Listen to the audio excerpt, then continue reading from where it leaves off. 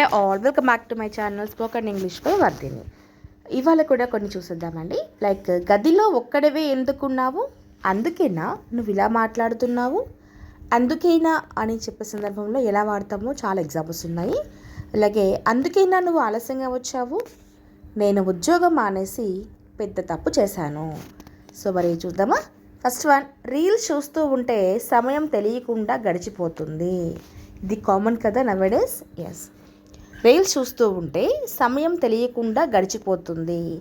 Time flies while watching reels. Reels చూస్తూ ఉంటే అని.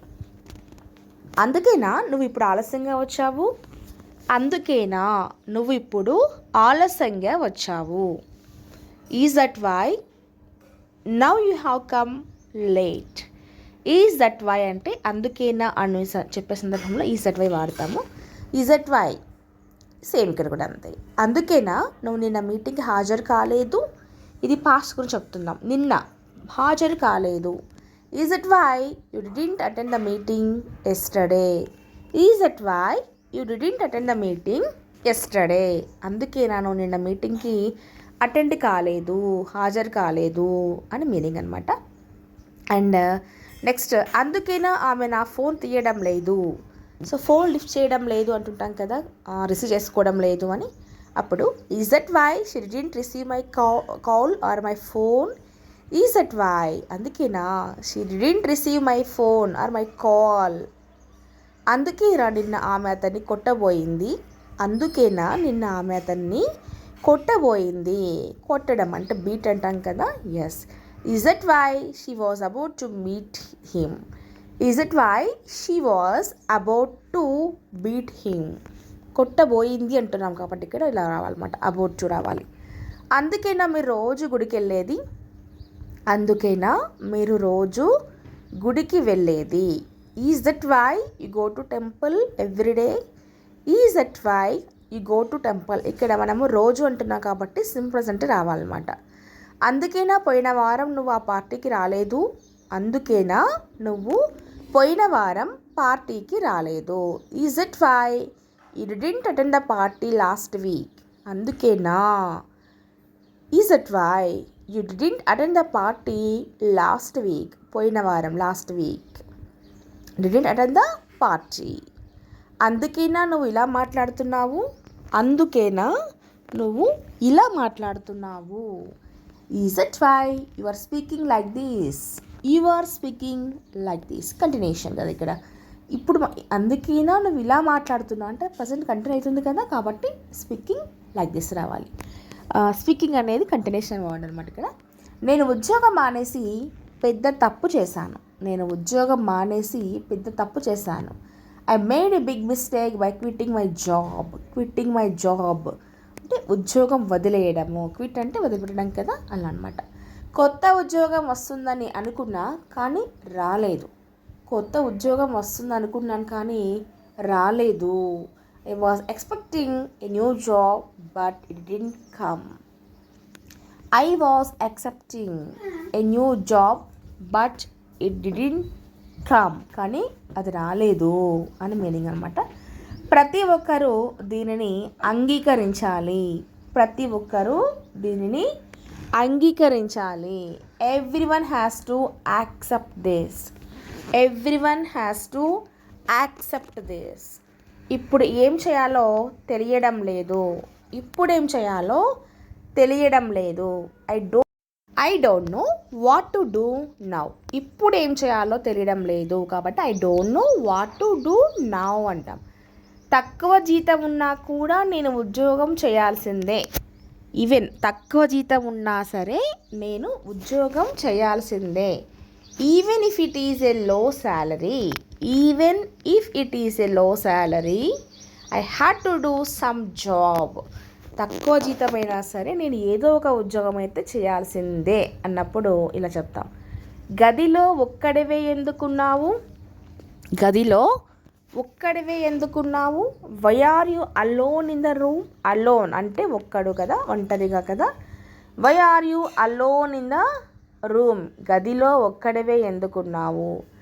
ఆమె రేపు 10 గంటలకల్లా పని పూర్తి చేసి ఉంటుంది. ఇది భవిష్యత్తులో ఒక పలానా సమయానికి పని పూర్తి చేయబడుతుంది అని చెప్పే సందర్భంలో ఎలా వాడతామంటే she will have finished her work by 10 o'clock tomorrow. Will have plus V3 form రావాలి. ఇది ఫ్యూచర్ పర్ఫెక్ట్ టెన్స్లో వస్తుందన్నమాట. She will have finished. ఇక్కడ కూడా అంతే. నువ్వు బస్ స్టాండ్కి వెళ్ళే సమయానికి బస్సు వెళ్ళిపోయి ఉంటుంది. సో నువ్వు బస్ స్టాండ్కి వెళ్ళే సమయానికి the bus will have left by the time you reach bus stand. ఇది కూడా అంతే, సేమ్ సెంటెన్స్ అండి. The bus will have left by the time you reach bus stand. నువ్వు బస్ స్టాండ్కి వెళ్ళే సమయానికి బస్ వెళ్ళిపోయి ఉంటుంది. మీరు దేనికోసం వెతుకుతూ ఉన్నారు? మీరు దేనికోసం వెతుకుతూ ఉన్నారు? What are you looking for అంటాం. What are you looking for, మీరు దేనికోసం వెతుకుతూ ఉన్నారు అని. అతను ఎప్పుడూ తన స్నేహితులకు సలహాలు ఇస్తూ ఉంటాడు. అతను ఎప్పుడు తన స్నేహితులకు సలహాలు ఇస్తూనే ఉంటాడు. He is always giving advice to he's friends. He is always giving advice to his friends.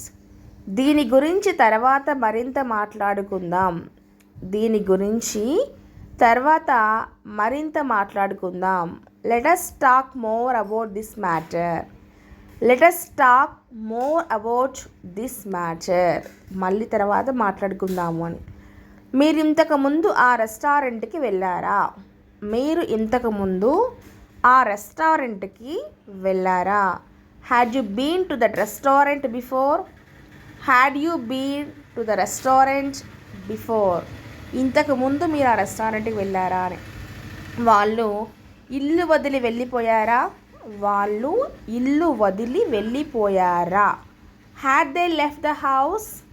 ఇక్కడ లెఫ్ట్ ద హౌస్ అంటే వదిలిపెట్టి వెళ్ళారా, ఇల్లు వదిలిపెట్టి వెళ్ళారా అనేసి అనమాట. అతను డబ్బులు తిరిగి ఇచ్చాడా?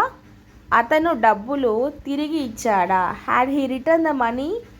హ్యాడ్ కానీ హ్యాస్ కానీ హ్యావ్ కానీ వచ్చినప్పుడు verb is always in V3 form. గుర్తుపెట్టుకోండి. అతను వెళ్ళే ముందు నీకేమైనా చెప్పాడా? అతను వెళ్ళే ముందు నీకేమైనా చెప్పాడా అంటే had he said anything to you before he left? Had he said anything to you before he left? అతను వెళ్ళే ముందు నీకేమైనా చెప్పాడా అని మీనింగ్ వస్తుందన్నమాట. ఇక్కడ నీకు ఇవ్వడానికి నా దగ్గర ఏమీ లేదు. నీకు ఇచ్చేందుకు నా దగ్గర ఏమీ లేదు. I don't have anything to give you. I don't have anything to give you. ఇచ్చేందుకు నా దగ్గర నీకు ఏమీ లేదు అని. నువ్వు ఎలా చెబితే అలా చేయాలా?